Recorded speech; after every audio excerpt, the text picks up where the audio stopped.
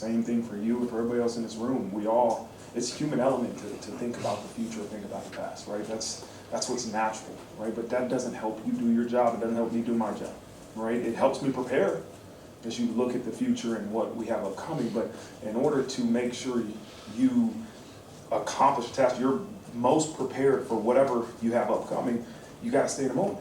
And you have to prepare and win these moments. Because if you're not present, then you're wasting time.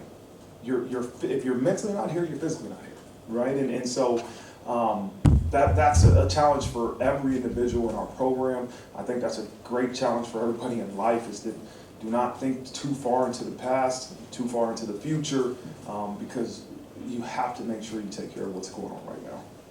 It seems that every time you play a home game, you're not exactly sure who you're going to get at quarterback. With Tennessee State, you're in Central Michigan, but I would imagine McCourt starts, but Brown has played.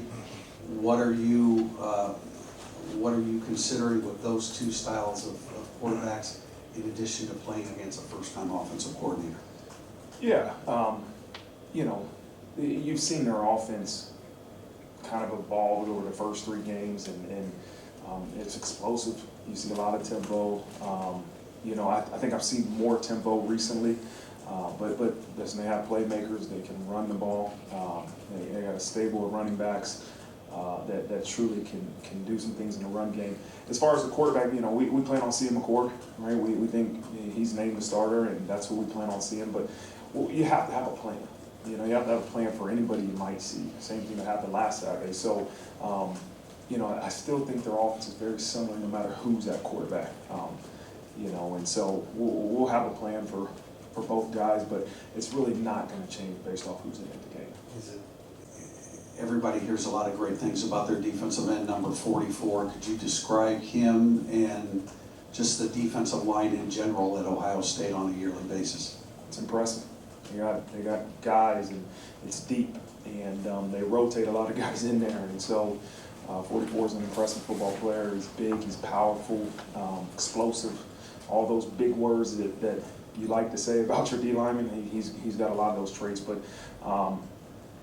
they got a bunch of guys that are really disruptive. So we have to be good up front. We got to make sure we're good at the line of scrimmage.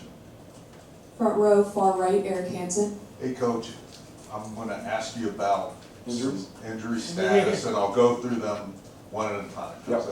Okay, J.D. Bertrand with the concussion. He'll be back. Okay, Mitchell Evans. He's a little behind JD, but I expect him back by Saturday. D.J. Brown. He'll be back. Eli Reardon.